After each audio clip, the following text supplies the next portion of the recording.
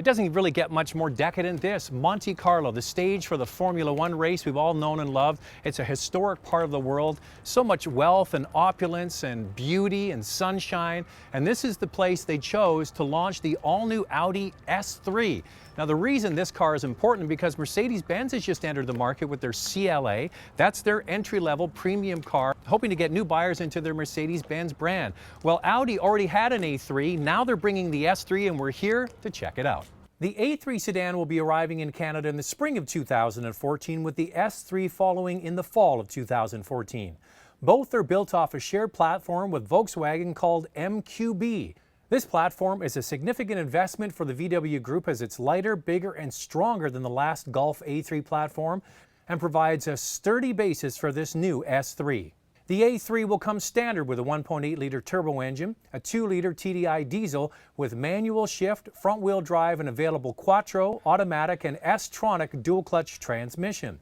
The S3, though, comes standard with a 2-liter turbo direct injection 4-cylinder Quattro and S-tronic dual clutch only. There is no manual available in the S3. This S3 also takes things up a notch in terms of styling. It's especially forceful with a 15mm drop in the stance compared to the regular A3 sedan. The air intakes are bigger with more detail. The side mirrors are highlighted with brushed aluminum, and the rear of the car looks more masculine thanks to chunky exhaust tips, and of course you get bigger wheels. The good news is the price.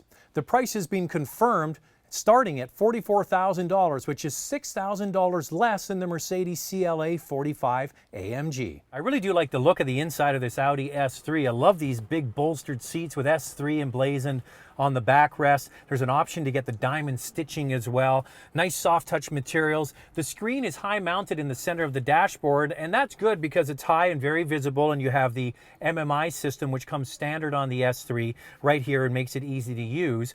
What's especially nice is that it can hide away. We're seeing this trend now to what looks like an iPad stuck on the dash. You know, the Mazda 3 has it. You've also got it in the CLA from Mercedes.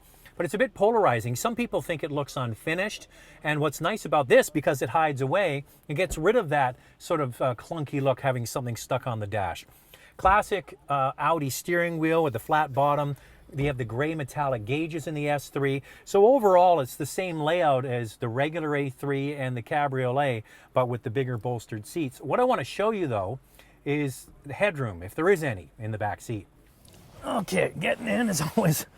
That's the fun part. All right, so you got to slouch down a little bit, but when you kind of get in the pocket of the seat, and there's cutouts here for the knees, knee room is pretty good.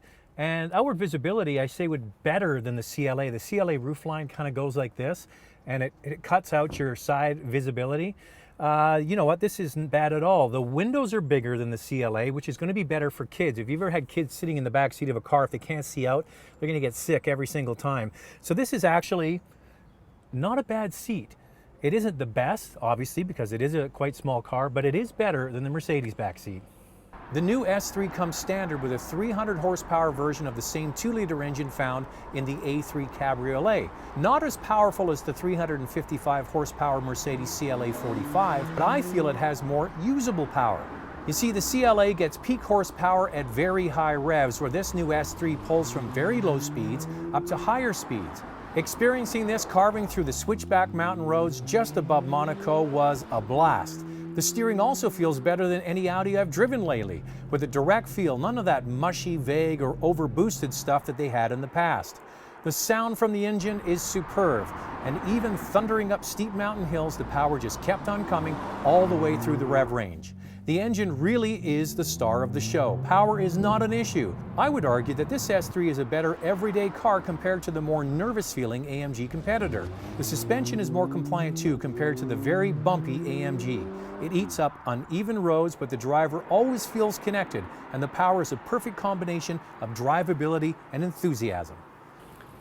So probably the big question most of you are wondering is, how does this S3 compare to Mercedes CLA AMG 45?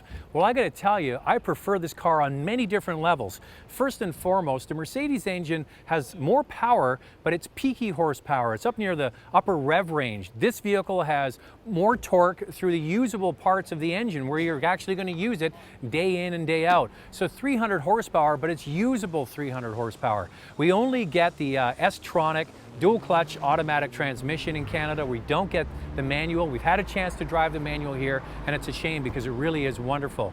So the way you see the car here is the way it's going to come in the fall of 2014. So if you're interested in getting into a small premium car, it might be worth the wait till next year.